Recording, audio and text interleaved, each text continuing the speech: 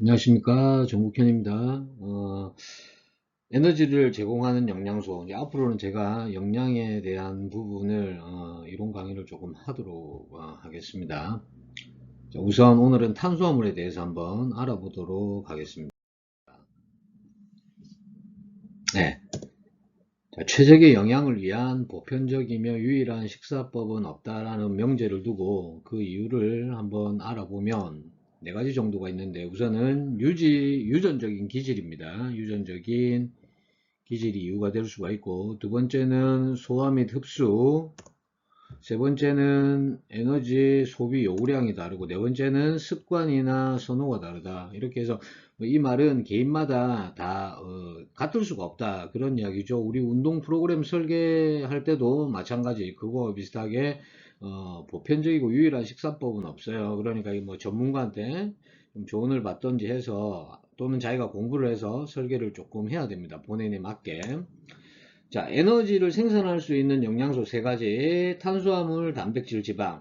자, 요것들이 ATP라는 걸 생산하죠. 아데노신 3인산이라는 건데, 에너지 중에서 제일 작은 단위라고 보시면 됩니다. 모두 저 화학원소인 탄소를 다 가지고 있고요. 사실은 탄소, 수소, 산소 요 세 가지를 다 가지고 있습니다. 근데 이제 이게 음, 분자의 구조식이 조금 다 달라요. 그래서 그 구조식이 다름으로 해서 기능들도, 몸에서 하는 기능들이 다 조금 다르고요. 예. 자, 에너지 생산이 불가한 거는 비타민, 미네랄, 물입니다. 그래서 이제 우리 6대 영양소라고 이야기를 하죠. 조금 필요하지만, 어, 그게 충족이 안 되면은 굉장히 심각한 병적인 그런 어떤 그 상태가 올 수가 있습니다. 예. 그래서 꼭 소량이라도 섭취를 해줘야 됩니다. 자, 우리 몸에서 신진대사가 일어나는 가장 중요한 그 장기가 바로 간이에요. 간인데, 여러분들 그 단백질이 지방으로 전환이 안 될 거라고 생각하는 분들이 많더라고요. 근데 단백질이 간에서 탄수화물로 바뀔 수 있습니다. 요거는 이제 생리학 부분에서 조금 더 제가 상세하게 다루고, 그리고 마찬가지로 단백질이나 탄수화물이 지방으로 또 전환될 수가 있어요, 필요에 따라서. 그러니까 적당량을 드셔야 되는 거죠, 단백질도. 자, 우선 탄수화물 보겠습니다. 자, 단당류. 탄수화물의 가장 단순한 형태로 당 분자가 하나다. 그냥 지금 분류를 보는 거예요. 자, 이당류입니다. 이당류는 몇 개겠어요? 그렇지. 두 개의 단당으로 구성되어 있죠. 그 다음에 다당류는 여러 개의 단당으로 구성되어 있는 탄수화물의 형태예요. 우선 이렇게 단당, 이당, 다당류 이렇게 나누고, 그리고 이제 그 위에 복합 탄수화물이 있습니다. 요거 적게는 3개, 많게는 수천 개의 배열로 복합 사슬들이 길게 연결되어 있어요. 복합 탄수화물 중에 가장 대표적인 게 여러분들 많이 드시는 고구마입니다. 그죠? 그러니까 고구마는 어떻겠어요? 천천히 소화되고 흡수되죠. 그러니까 혈당의 변화가 많이 없다는 이야기지. 하지만 단당류는 어때요? 한 개의 당 분자니까 소화하기도 굉장히 수월하고 에너지로 빨리 전환이 되죠. 혈당도 급하게 오르고. 예, 그래서 과연 내가 어떤 탄수화물을 섭취해야 될 것인가, 요 부분을 봐도 알 수 있는 내용입니다. 그 다음에 이제 이런 것들이 글리코겐 형태로 간이나 근육에 저장이 됩니다. 근데 저장할 수 있는 양이 한계가 있어요. 그래서 그 양을 넘었으면은 지방 조직으로 다시 지방으로 전환해서 지방 조직에 붙게 되는 거죠. 그래서 단당류 이렇게 세 가지로 나눕니다. 그리고 이당류 나누고 다당류 이렇게 나눠요. 그래서 이것들만 따로 설명할 지금 시간이 부족하니까 여러분들 한번 보시기 바랍니다. 자, 그럼 얼마나 먹어야 되느냐? 권장 섭취량입니다. 총 칼로리의 55에서 60%예요. 그러니까 여러분들이 하루에 드시는 식사 칼로리, 총 칼로리의 55에서 60. 이거 일반적인 겁니다. 다이어트하고는 관계없어요. 일반적인 거. 자, 식이섬유에 대해서 한번 알아볼게요. 자, 식이섬유라는 거는 여러분들 많이 들어봤을 거예요. 요 이제 분류가 두 가지로 나뉩니다. 그래서 가용성과 불용성으로 나뉘고요. 비만, 당뇨병, 고혈압, 장질환, 일부암, 심장질환 등의 낮은 발병률과 관계가 있어요. 그러니까 식이섬유 많이 섭취하면 이런 좋은 이점이 있다라는 거죠. 자, 권장량은 20에서 35입니다. 1일 권장량이에요. 여러분들 그 미에로 땡땡땡 하는 음료 있죠. 그거는 이제 100mg당 100ml당 5g 정도 들었어요. 자, 선진국의 섭취량입니다. 12에서 15. 자, 후진국의 섭취량이에요. 40에서 100. 왜 그러냐면 선진국은 육식을 많이 합니다. 동물성 단백질 섭취를 좀 많이 하는 반면에 야채나 채소, 과일 이런 부분은 섭취가 좋죠.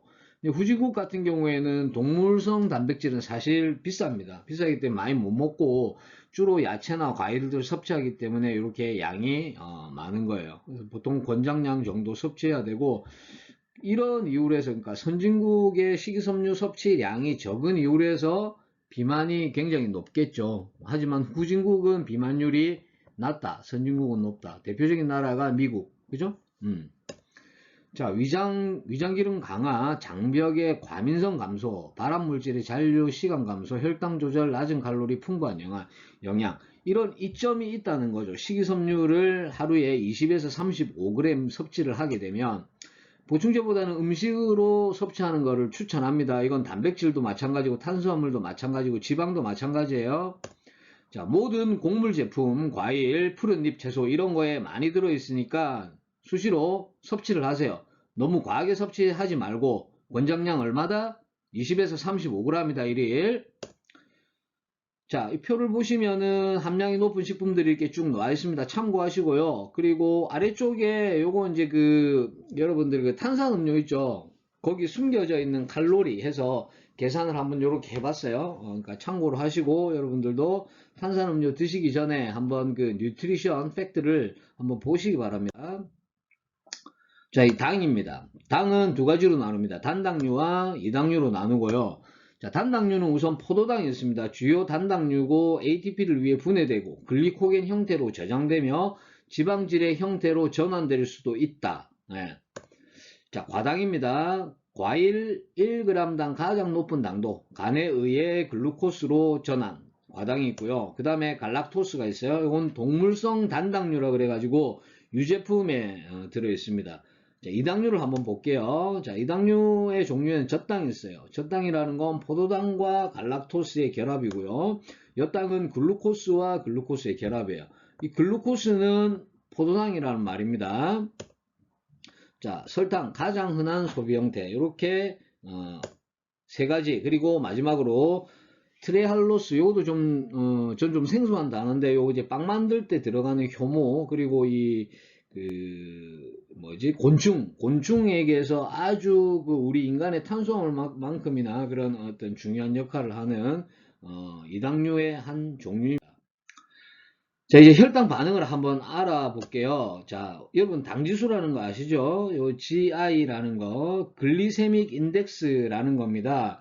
근데 요것이 당지수가 뭐냐? 탄수화물이 혈당 수치를 순환시키는 데 주는 영향을 비율과 농도로 나타낸 거. 한마디로 이야기하면은 어떤 음식을 먹었을 때 그 음식이 혈당 수치를 얼마나 올리는가라는 거죠. 그래서 우리가 다이어트 할 때는 GI 지수가 대체적으로 낮은 것을 선호한다. 자, 혈당 반응, 음식이 당을 높이는 비율, 혈당부와 혈액 속 글루코스의 양입니다. 혈당부와는 당뇨병 있으신 분도 그렇고 당이 좀 걱정되시는 분들은 혈당부와 검사를 자가에서도 하시더라고요. 자, 당분이 왜 이렇게 중요한가? 지속적인 가공 전분, 그러니까 만들어 놓은 거요. 빵이라든지 이런 거, 그리고 단당 섭취는 인슐린 분비를 많이 하죠. 메커니즘은 잠깐 설명드리면 우리가 단 걸 먹잖아요. 먹으면 우리 몸의 췌장의 베타 세포에서 인슐린이 분비가 됩니다. 근데 이게 과도하게 분비되는 거지. 그래서 결국 인슐린 민감성이 저하되고 제2형 당뇨병 발병과 연관이 있어요. 발병률이 올라가는 거지. 제2형 당뇨병이라는 건요, 인슐린 분비는 되는데 이게 민감성이 떨어지기 때문에 기능이 안 되는 거예요. 그리고 이제 제1형 당뇨병도 있는데 1형 당뇨병 같은 경우에는 인슐린 분비 자체가 안 되는 것이고 그래서 제2형은 주로 이거 연령이 조금 그 연식이 있는 분들 그런 분들한테 많이 옵니다. 하여튼 조절을 하셔야 되고 자, 고인슐린 분비는 간에서 말이죠. 간에 저장된 당이 남아있으면 이게 뭐냐면 중성지방으로 변환이 돼요. 그리고 이게 지방 조직의 축적을 촉진시키는 이유가 되는 거예요. 그러니까 비만하고 굉장히 관련이 깊은 거죠. 그래서 비만하게 되면 잘 아시겠지만 성인병 같은 게 굉장히 많이 오잖아요. 예, 그런 부분들 관리를 하기 위해서 일정하게 당을 관리하는 게 중요하다. 그렇게 관리하려면 식이섬유와 단백질 섭취가 높은 음식을 섭취를 하면 혈당이 감소해요. 여기 또 단백질 섭취가 높은 해가지고 단백질 무조건 많이 먹으면 좋다. 식이섬유 무조건 많이 먹으면 좋다. 그거 아닙니다. 아까 제가 권장량 1일 섭취량을 말씀을 드렸어요. 그 기준에 의해서 섭취를 해야 되겠다. 자, 그 다음에 규칙적인 운동은 인슐린 민감도에 긍정적인 영향을 준다. 그래서 운동을 하라는 거지. 그 젊었을 땐 잘 몰라요. 왜? 모든 기능이 원활하니까. 근데 이제 그 30대 이후, 40대 이후 이렇게 넘어가면 슬슬 이제 퇴화하기 시작합니다. 기능들이. 네, 그렇기 때문에 규칙적인 운동이 굉장히 중요하다는 거, 아셨으면 좋겠습니다. 자, 그 다음에, 슈크로스 및 액상 과당, 이거 신체 혈중 당 농도 빠르게 상승하는데, 요 주로 음료수 같은 데 많이 들어있어요. 자, 단당류 20% 칼로리 섭취를 하면 혈청 콜레스테롤과 LDL-C 농도 상승. 이게 단당류가 아까 그 이야기했잖아요. 그 당분자가 하나로 된 거. 예, 그래서 단 거를 이야기하는데, 그래서 LDL 콜레스테롤 하는 거 쉽게 말해서 이 몸에 안 좋은 콜레스테롤입니다.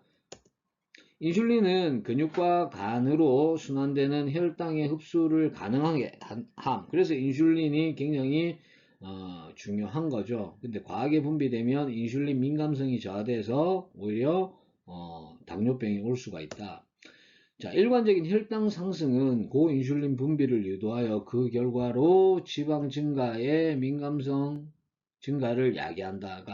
그러니까 일관적인 혈당 상승이 좋지 않다는 이야기지. 좋지 않다는 이야기지. 이 일관적인 혈당 상승, 혈당이 표준 혈당으로 쭉 가는 게 좋다라는 그 이야기입니다. 자, 지금 세 가지 있죠. 당근, 옥수수, 사과 중에 GI 지수가 가장 높은 음식은 어떤 걸까요? 자, 정답은 당근입니다. 당근이 이 혈당 지수 굉장히 높아요. 말들이 좋아하죠. 굉장히 단맛이 많이 나고 이제 표로 이제 여러분들 고혈당, 중간혈당, 저혈당 이렇게 해놨으니까 체크해 보시고 주로 보니까 중간혈당에 있는 음식들을 건강식품으로 좀 많이 먹는 것 같아요.